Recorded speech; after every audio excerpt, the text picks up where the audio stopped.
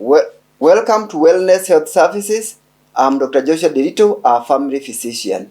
I have interest in public health, cancer prevention, and treatment. In this video, we are going to look at the impact of allergies on children's ear, nose, and throat health.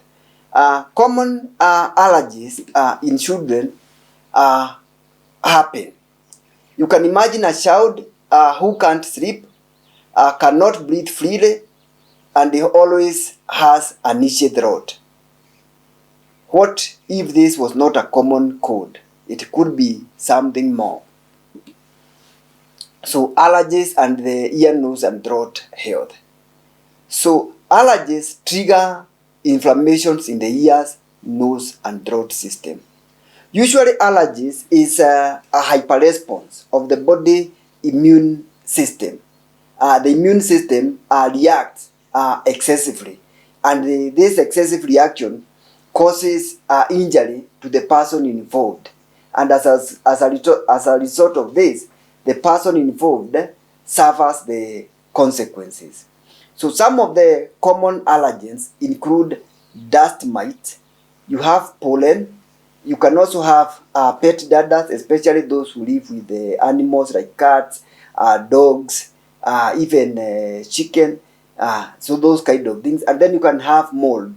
When, like for example, rooms have been abandoned for a long time, there is overgrowth of molds, or even like underground rooms where the penetration of the sun is not very good. Then you have development of molds on the wall. And people who are allergic, when they get into such kind of places, then they start sneezing, they start having a running nose, they start coughing, and this can be a manifestation of some of the allergies.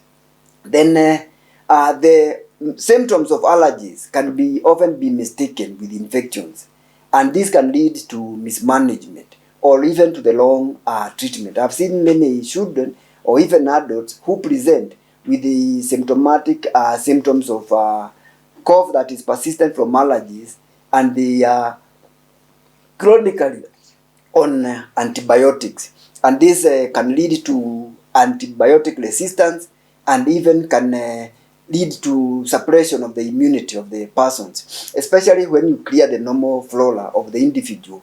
This can have detrimental consequences. So how do allergies affect children ear and nose throat health?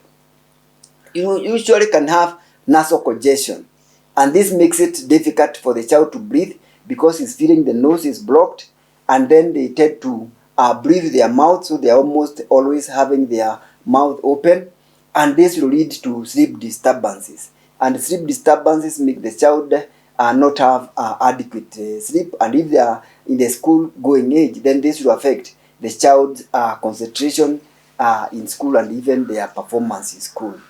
Then you can have chronic ear infections because these allergens, they affect the nasopharyngeal cavity, and this can affect the ear, leading to feeling of fluid in the canal leading to the middle ear, and this can lead to hearing issues. And in one of the videos I've talked about the problems of hearing loss, and this leads to speech development. If you have not checked on that video, you can check on more insights on the effect of hearing loss in children and how we can prevent it. Then they have persistent throat irritation. They are always trying to clear their throat, they are feeling itchy, and they are very uncomfortable. And sometimes if this is too bad, they can have voice changes.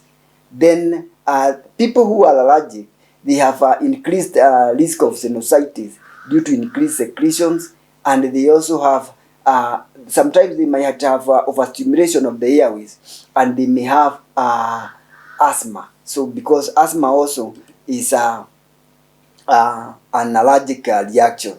So what are the common signs and symptoms of these ear, nose, and throat allergies, and what do you look for? You have these children, they have frequent sneezing and the nasal congestion.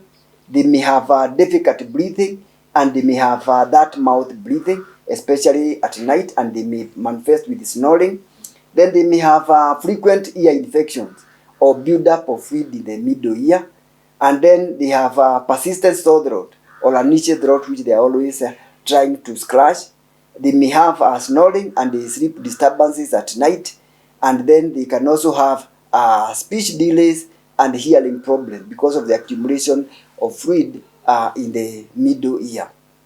So what is the impact of these allergens on the children and these persistent symptoms? One, there is poor sleep, which affect the child's school performance and even their school attendance. But many of the times, these children will have nasal blockage, difficult breathing, and so they miss out on schools many times.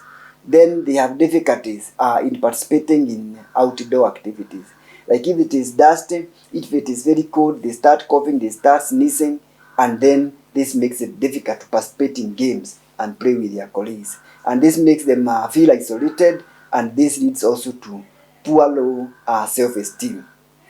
This also leads to increased anxiety and frustration, and they have constant discomfort, which makes them very frustrated. Then this can lead also to social withdrawal of the children due to these chronic symptoms.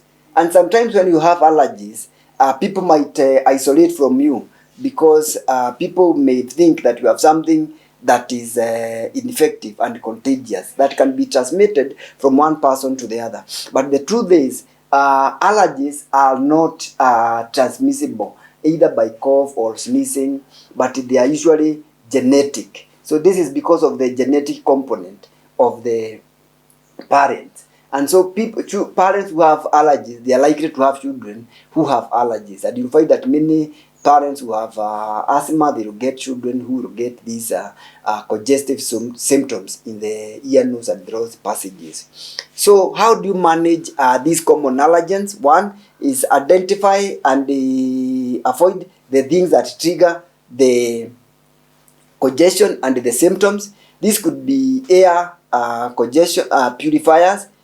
We also have some of the bedding materials which we say they are hypoallergenic, and these you need to avoid. Being in dusty places, this can also trigger this. Having animals in the house like dogs or cats. If you have an allergic child, then you need to know how to manage these animals. Then they may need to have regular ENT checkups to monitor the symptoms.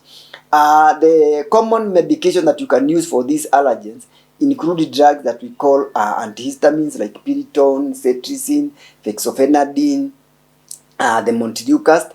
Then we have the nasal sprays. Mostly of them are steroids, which you spray, and usually the spray you spray trying to aim the spray towards like you are aiming at the eye, so that it goes to the upper part of the nostrils, and it helps you not get it into the throat, and then can cause some irritation.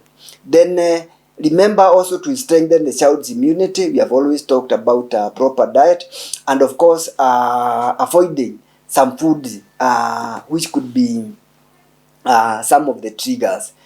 Some may have allergies to some proteins, some nuts, milk, eggs, those kind of things. So you just need to be more observative, and you will notice what your child is allergic to. So what actions can we take to help these children live a normal life? One is to be aware that they have an allergy, and they try to identify some of the common triggers, and then we try to avoid them. When these happen, we use the antihistamines and common preventive medicines. And then if the problems is persistent, seeking the attention of the ear, throat, and nose specialist. And then advocating for environmental friendly schools and the homes. Remember, as I've always said, that health is a village undertaking. It's what we do and how we live together can affect our awareness, our well-being. And then spreading awareness to ensure children breathe and they thrive, so that if all of us are aware about these things, then we can be able to take the necessary precautions and make our children live a better life. So if you like this content and you find it helpful, kindly subscribe, also like it and share within your circles, and remember to subscribe to the overall health channel so that you can be able to get notified when we produce new content, and you stay healthy. Also, remember to follow us on social media, and you can also directly reach me on the number on the screen or through the email address if you have a personal issue that you want further advice or further evaluation. Thank you for listening.